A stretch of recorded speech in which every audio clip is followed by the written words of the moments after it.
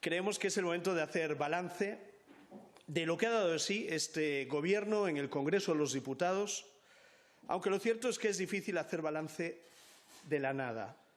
El Congreso ha aprobado en todo el año 23 textos legales, en concreto una reforma constitucional, la del artículo 49, 7 leyes ordinarias, 7 leyes orgánicas y 8 reales decretos leyes.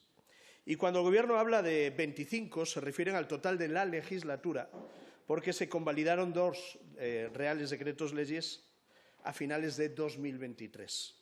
Pero el balance anual de este 2024 son 23 textos legales aprobados por la Cámara.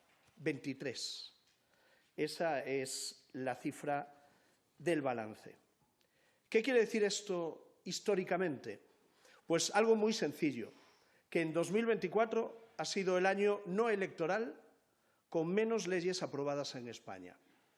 2024 ha sido el año no electoral con menos leyes aprobadas en España. Es decir, el año en el que las Cortes Generales han sido menos útiles para el conjunto de la sociedad española.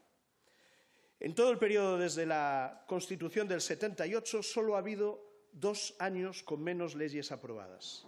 El 2008, con unas elecciones generales, y el 2016, que empezó constituyendo la Cámara tras las elecciones de diciembre de 2015, que tuvo otras elecciones después, en julio, y que no tuvo un presidente investido hasta octubre.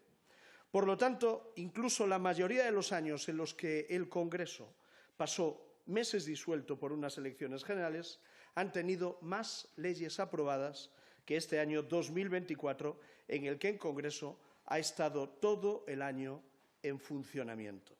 El problema es que quien no ha estado en funcionamiento ha sido el Gobierno de España, ha sido el Gobierno de Pedro Sánchez. Y en el último pleno lo volvimos a comprobar. Prometer todo a todos ya no da más de sí. De hecho, el Congreso sí ha estado funcionando. En concreto, el Grupo Parlamentario Popular ha trabajado mucho, pero se ha encontrado con el muro del Gobierno y el muro de Francina Armengol.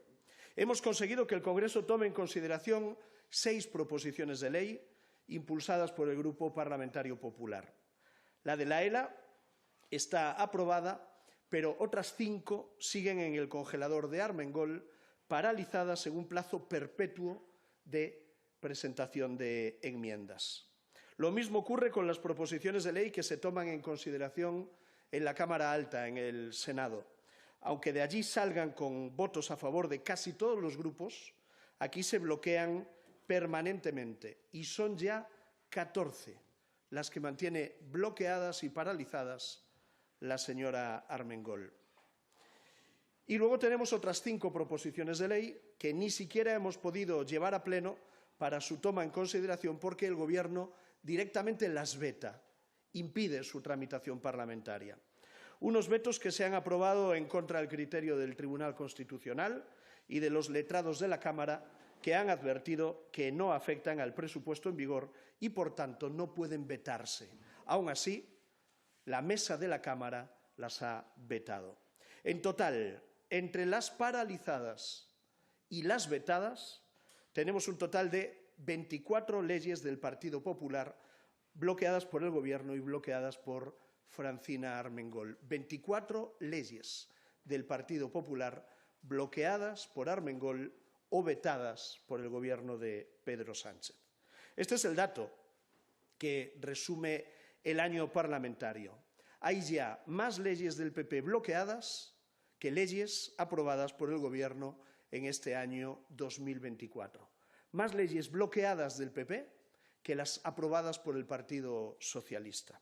La principal actividad del Gobierno en el Congreso es bloquear las leyes del Partido Popular y para eso cuenta con la colaboración de una presidenta que tendría que haber dejado de serlo hace ya bastante tiempo por estar metida hasta el cuello en el mismo caso de corrupción por el que ahora va a tramitar un suplicatorio a otro compañero, a un compañero de fatigas de la señora Armengol, al señor José Luis Ábalos.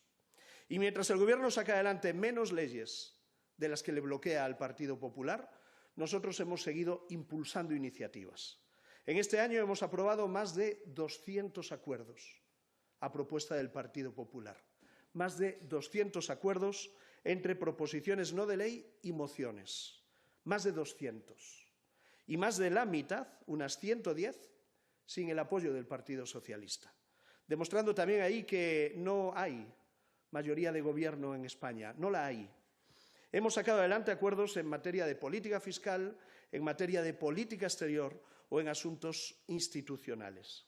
Y ha quedado claro que esta era una legislatura para intentar hacer reformas transversales, como propuso Feijóo en su investidura, y no para gobernar desde un lado del muro, como propuso Pedro Sánchez en la suya, porque no existe esa mayoría progresista que necesitaba realmente para impulsar su agenda ideológica sectaria. La pregunta que hay que hacerse en este contexto es: ¿para esto llevó Sánchez al Partido Socialista a traicionar todos sus principios con temas tan graves como la amnistía? ¿Para esto? ¿Para un resultado tan pobre? Ha obligado a su partido a pasar el ridículo de aplaudir todo lo contrario a lo defendido en campaña electoral y solo ha conseguido formar el gobierno que menos leyes ha sido capaz de aprobar en un año completo. Una coalición que ha tenido incluso que retirar un proyecto de ley porque no lo apoyaba ni siquiera la mitad del Gobierno, como pasó en mayo con la ley del suelo y hemos podido comprobar todos aquí. Yo creo que muchos socialistas pensarán que no ha valido la pena. Incluso algunos ministros también pensarán que no ha valido la pena. Y por eso no me extraña que les dé tanta rabia que, mientras ellos apenas consiguen aprobar nada, después de retorcer todos sus principios, el PP esté consiguiendo ganar votaciones y llegar a acuerdos simplemente proponiendo propuestas de nuestro programa electoral. El PP está logrando sacar adelante medidas que hemos defendido siempre y el PSOE sigue sufriendo para aprobar sus leyes aún después de ceder en lo que había prometido no hacer nunca. No me extraña que les duela tanto al señor Bolaños o a la ministra Alegría, pero no es culpa nuestra que los sacrificios del PSOE hayan salido tan baratos. Los acuerdos que deberían preocuparles son los que ellos no son capaces de conseguir, ni siquiera después de venderse por una investidura. No los que conseguimos nosotros limpiamente y en beneficio del conjunto de la ciudadanía. En consecuencia, lo que hemos visto en este año 2024 que acaba ya, ha sido a un gobierno en caída libre. Hemos visto a un gobierno en descomposición que quiere extender su podredumbre a las Cortes Generales del Estado. Como él está paralizado, quiere contagiar al Congreso y paralizarlo también, a ver si así no se nota la diferencia. El gobierno zombi quiere hacer del Congreso una institución zombi también. Y por eso sacan el congelador y los vetos cuando ven que las leyes del PP tienen los votos para salir adelante o cuando ven que sus leyes se tuercen como enmiendas del PP que consiguen los apoyos necesarios para fructificar. Armengol le ha regalado a Sánchez un menú de democracia a la carta. Las leyes que le interesan se votan y las que no les gustan se vetan. Un menú para que luego salgan los porcentajes que repite Patxi López o el señor Simancas. No, es que el 90% de lo que votamos lo ganamos, dicen desde el Partido Socialista. No, claro, así cualquiera, porque lo que ven que no van a ganar no permiten que se vote. Eso es lo que sucede en esta Cámara. Lo que ven que no va a salir o se retira o se paraliza o se veta. Esa es la democracia para el Partido Socialista de Pedro Sánchez. Si una ley se tuerce en ponencia, pues no se lleva a comisión. Si la comisión se tuerce, se desconvoca una o dos veces, las que haga falta. Si la cosa se les despeja, se lleva a comisión a la 1 de la mañana, si es que fuese necesario. ¿Y cuál es el resultado final? El resultado es la parálisis. Parálisis parlamentaria y parálisis del Gobierno. Ni salen las leyes del Gobierno porque no tienen mayoría en el Congreso, ni salen las leyes que tendrían mayoría en el Congreso porque las bloquea el propio Gobierno. Esa es la sinrazón de la política nacional en estos momentos. Un gobierno con este panorama en cualquier democracia parlamentaria es un gobierno cadáver, es un fiambre político, un gobierno en rigor mortis.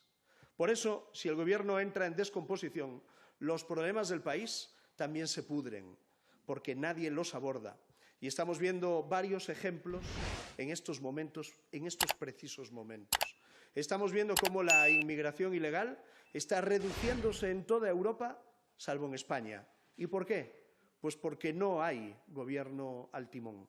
Estamos viendo cómo los españoles siguen perdiendo poder adquisitivo por la subida del coste de la vida y la única respuesta que tenemos del Gobierno para este año 2025 que comienza es subir impuestos, subir cotizaciones o eliminar deducciones fiscales.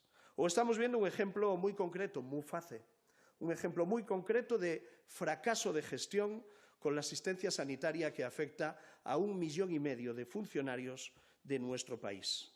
Una asistencia sanitaria de 1,5 millones de españoles, de empleados públicos, que está en el aire, porque una ministra quiere cargarse el sistema y porque el ministro que tendría que defenderlo está dedicado a su carrera política personal. Y le importa más asegurarse el liderazgo del Partido Socialista aquí en Madrid que asegurarle a los funcionarios que van a mantener a su médico de toda la vida. En definitiva, si este Gobierno no se dedica a legislar ni se dedica a gestionar, ¿para qué lo quería Sánchez a tan alto precio? Pues, como diría su aspirante a sucesor, el señor Óscar Puente, para que todos bailen a su son. Para eso quería Pedro Sánchez mantenerse en el Gobierno.